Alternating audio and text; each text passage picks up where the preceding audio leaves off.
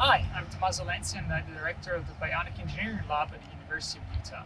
I'm here with my good friend Alec to show you our newest generation of our power leg prosthesis.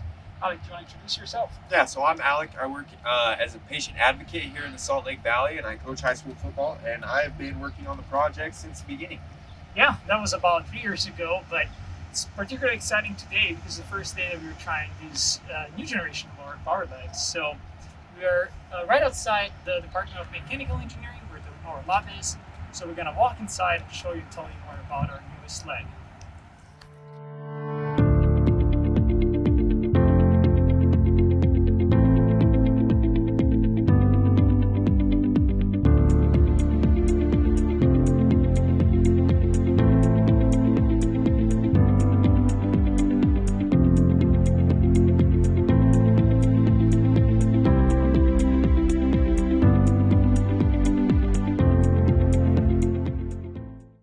In the lab, and we're going to show some of the controllers that we have been developing. So one thing that we focused on is on giving users as much control as we can over what the prosthesis does. For example, we have developed one controller that can change foot clearance as you walk, so you can cross over obstacles of different sizes. Alex, you want to show that? Yeah.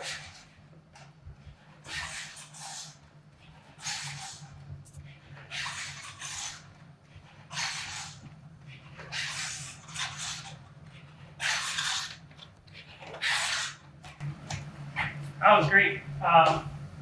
So one other thing we can do as we change the swing keys as we walk is we can change the cadence and the push-off as the speed increases or decreases, so that we can try to get as much symmetry that we can in the gait. So I'm going to start the treadmill, and I'm going to speed it up and slow it down. Okay? Yep. Okay, start. 1, 4.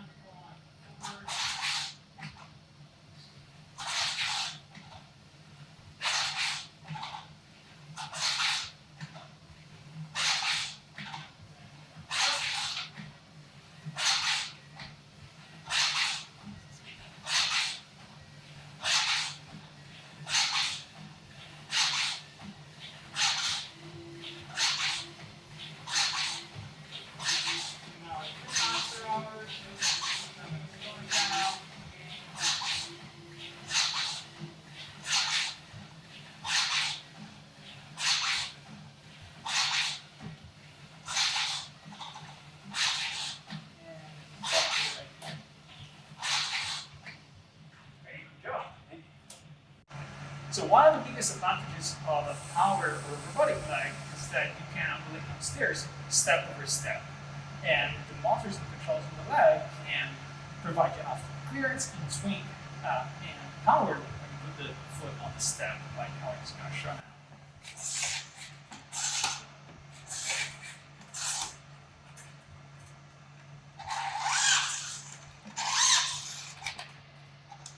So something that is unique about the way we implemented the stair controller is that continuously adapt to the user. So you can climb stairs at different heights or different cadence, and you can even climb stairs 2 steps at a time if you want, like Alex is going to show now.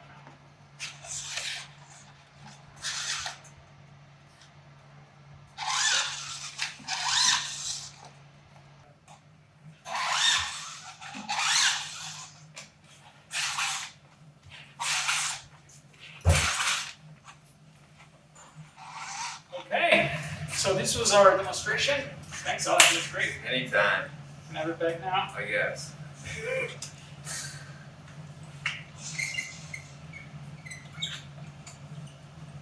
Yes, so that's our newest device, and yeah, I'm really happy where we're at for first day of testing. So all the control algorithms that we showed run on the embedded custom electronic system that we developed. There is containing the knee and the ankle module. So we have a current driver for the motor, and then we have on this leaderboard here high resolution analog digital converter for electromyographic and sonomyographic signals that we use for some of our controllers, and a dedicated PIC32 for the processing of those biosignals. And also in this motherboard here, we have another PIC32 for the low level controller, some other electronic parts related to power management, and then on this other side we have an optional Raspberry Pi module that we can plug in.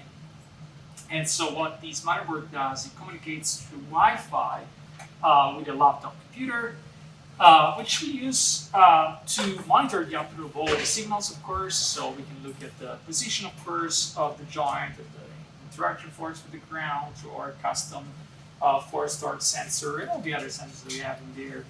And also, through the same interface, we can change all the parameters of the controller. And the other thing that we can do is that we can switch between different controllers. And this is pretty unique in the fact that we have all these controllers running at the same time, so we can switch between 4 or 5 different walking controllers that we're testing right now, and different stairs controlling, and further ambulation activities as well. So the most obvious difference compared to the old generation of our power leg is that now we have 3 power joints: the knee, the ankle, and the toe. But the biggest difference is that we've designed this device to be sent home to some of our subjects in order to understand or use the power of these prostheses in real life. And so we designed all the structural parts to comply with ISO standards, and we optimized the embedded electronics for maximal efficiency. And also, we paid a lot of attention to not having exposed wires using the old device or exposed mechanical parts for maximizing robustness. And what's remarkable is that we're still able to have a very lightweight and sleek device, and really compared to the older generation, we're even smaller. And if you compare, especially the knee with like a microprocessor control knee like this frame here, you see that we were able to match the height, the width, and the weight of the device for the first time.